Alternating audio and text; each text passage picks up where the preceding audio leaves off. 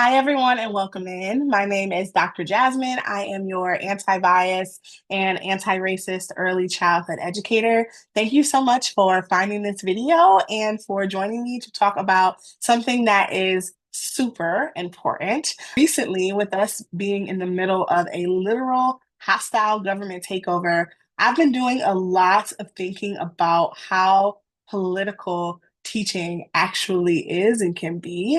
I posted a blog about this actually earlier this week, but I also thought that it was a very important topic and it needed space here on this platform too. So here is your reminder that teaching all children, young children or old children, is political. And if that makes you uncomfortable or you're at a point of the video where you're like, I don't know about this, good.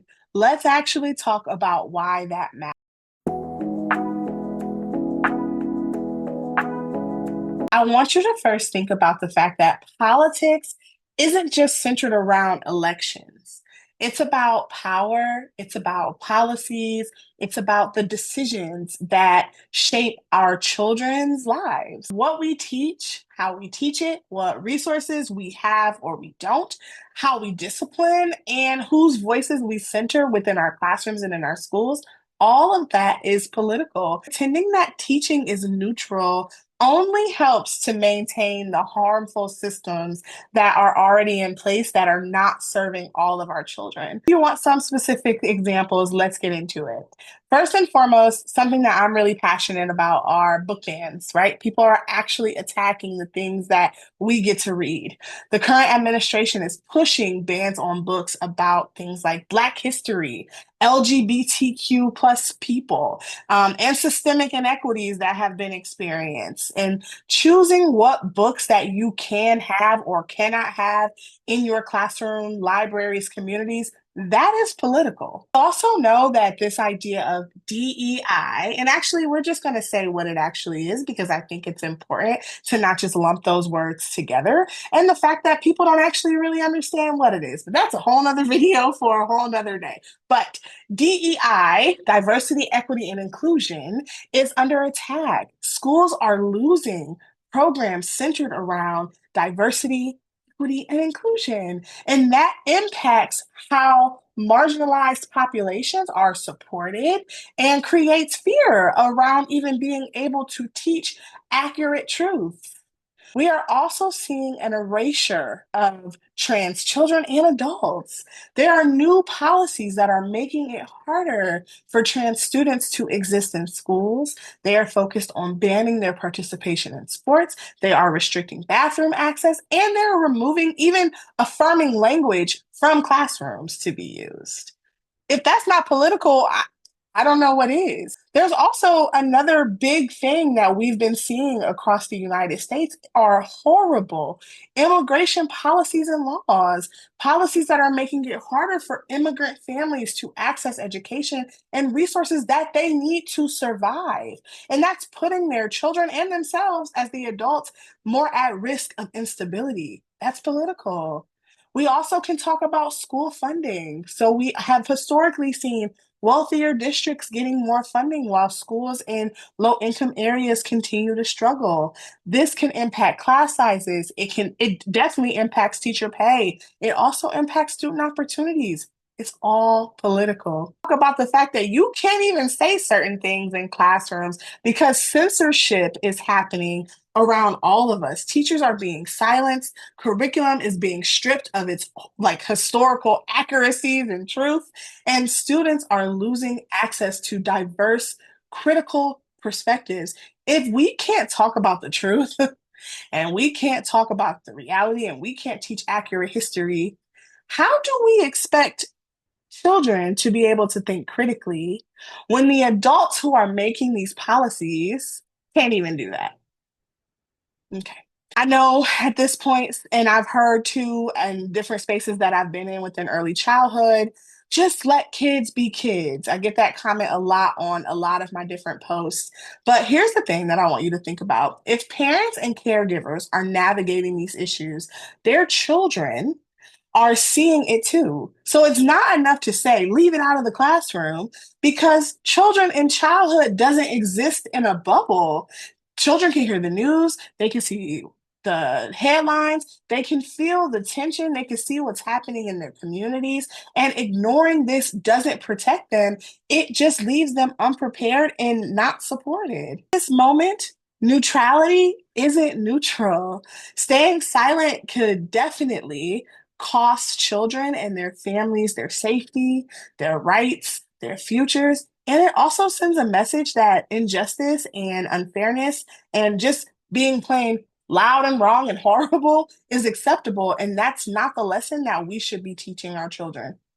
If you care about children, you have to care about the laws and the policies that are shaping their education and their future. This isn't something that's going to be happening way down the line or 10 years from now. This is actually happening right now. And I also want to make a note that this is not just a focus or a conversation about the presidential election. Local elections actually matter. School boards, city councils, your state legislators, they control books, they control school funding, they control teacher policies. You have to make sure that you are involved and that you know who's running, that you are voting in every election and not just only waiting for the big one. So you might be wondering, okay, what do we do?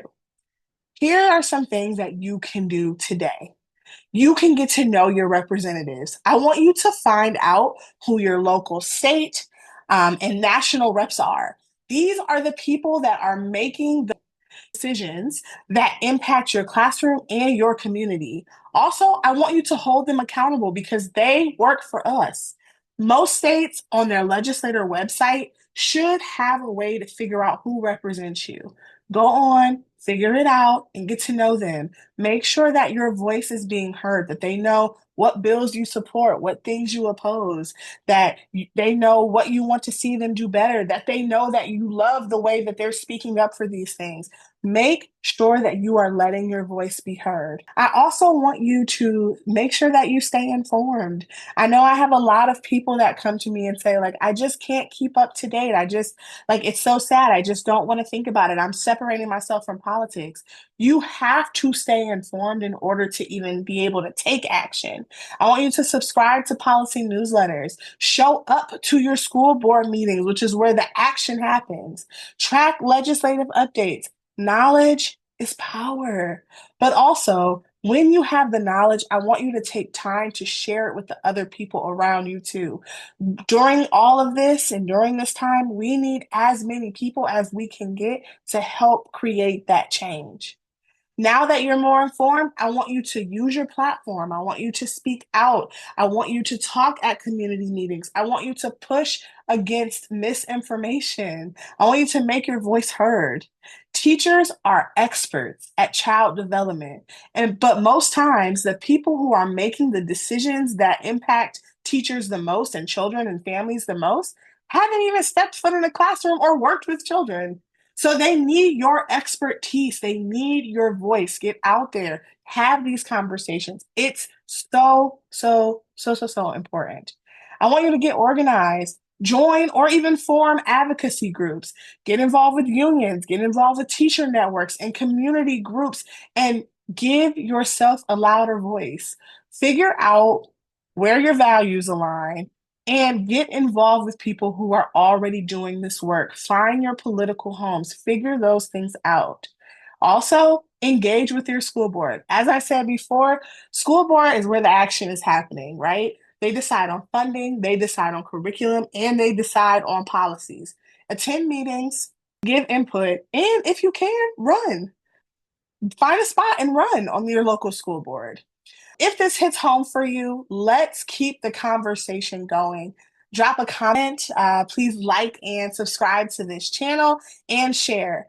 We have work to do, and I am here to do it with you. So, as they say, use your teacher voice and let's get to work.